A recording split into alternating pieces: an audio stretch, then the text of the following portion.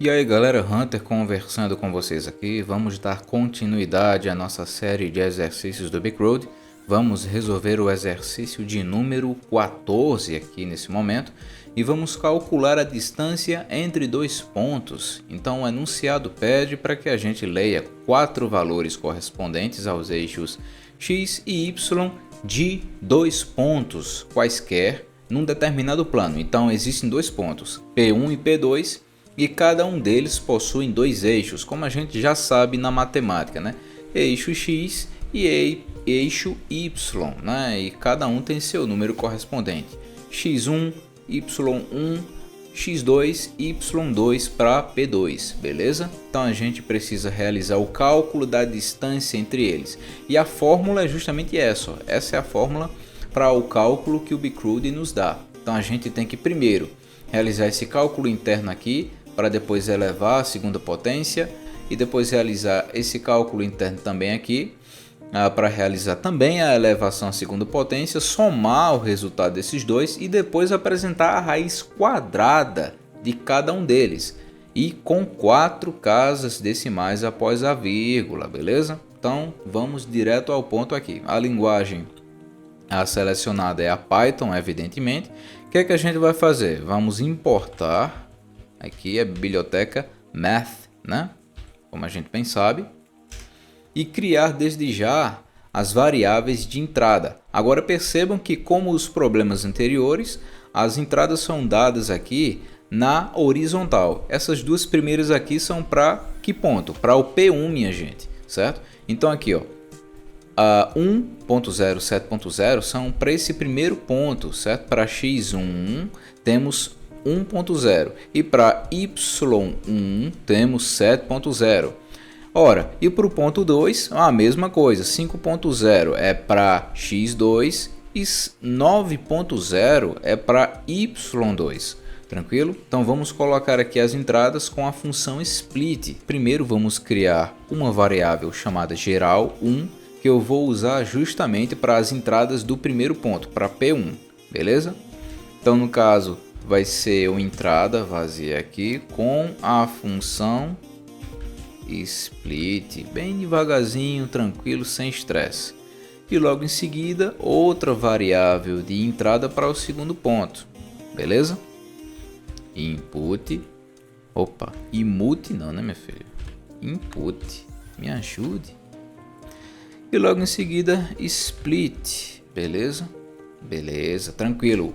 Fazer o que agora? Justamente colocar cada coisa no seu devido lugar, né? Vamos criar aqui as variáveis correspondentes aos pontos. Para P1 vamos criar x1 e y1. E elas vão receber as entradas de que lista, né? De que variável? Geral, né? Geral 1, ok? E x2 e y2 irão receber as entradas de geral 2, tranquilo? Se não estiver dando para entender, volta o vídeo aí e acompanha o raciocínio, beleza? Tranquilo, vamos lá. Agora a gente precisa converter os tipos primitivos, porque split, como vocês bem sabem, nos fornecem valores do tipo caractere, tranquilo? Então vamos fazer o que agora? Para x1, vamos realizar a conversão aqui, né? Para float. Todas são do tipo float, beleza? Então x1 vai receber float x1, y1 vai ser convertido aí também para float. x2 vai ser convertido de string para float também, né? x2. E y2 também vai ser a mesma coisa, beleza? Estamos aí. Então vamos lá. O que é que a gente tem que fazer agora? Vamos realizar os devidos cálculos com base nessa fórmula aqui. O que é que eu tenho que fazer primeiro, Sérgio? Vamos primeiro realizar o cálculo interno, e eu vou criar uma variável aqui chamada cálculo 1 e vou pegar toda essa fórmula aqui, ó, certo? Então primeiro ele diz que eu tenho que fazer o cálculo x2 menos x1. e tenho que elevar o resultado desse cálculo à segunda potência.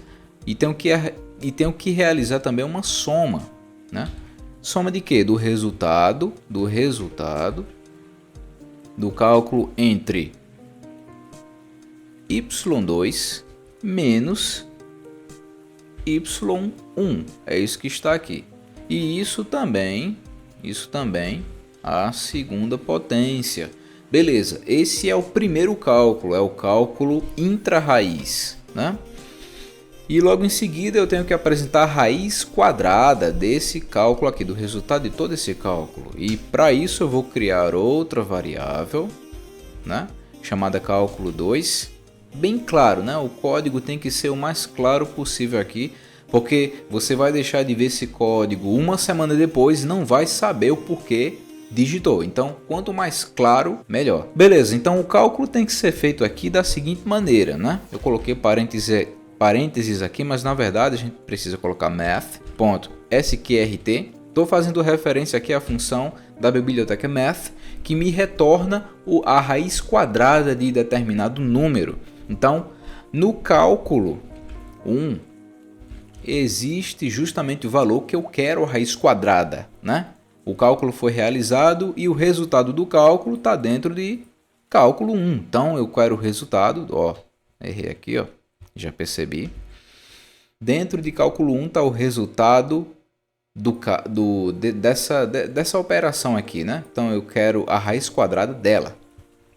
Beleza? Vamos dar uma quebra de linha aqui para não dar presentation error. Em seguida, nós vamos printar o resultado de cálculo 2, porque é isso que o enunciado nos pede para fazer. Então vamos colocar aqui um print formatado, abrir e fechar a chave e colocar entre as chaves cálculo 2. E isso tem que ser apresentado, minha gente, com 4 casas decimais após a vírgula, conforme o exemplo de saída. Já estou aqui no Replyte.com, agora vamos realizar os devidos testes, né? Vamos pegar os exemplos de entrada 1, 7, 5 e 9. Vamos lá. O 1.0, espaço 7.0, 5.0, espaço 9.0. Vamos ver o que é que aparece. 4.4721. É isso que está aqui? Sim, é o que está aqui. Agora, menos 2.5, né?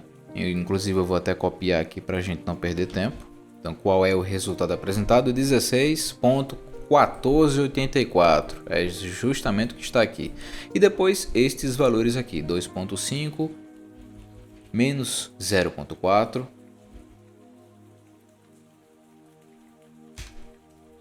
e depois menos 12.2 e 7.0.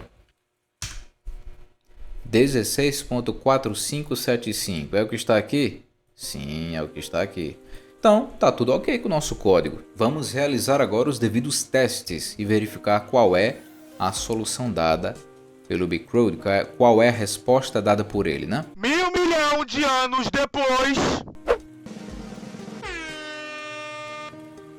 Tá aí, código 100% aceito, um pouquinho mais complexo de nada, né?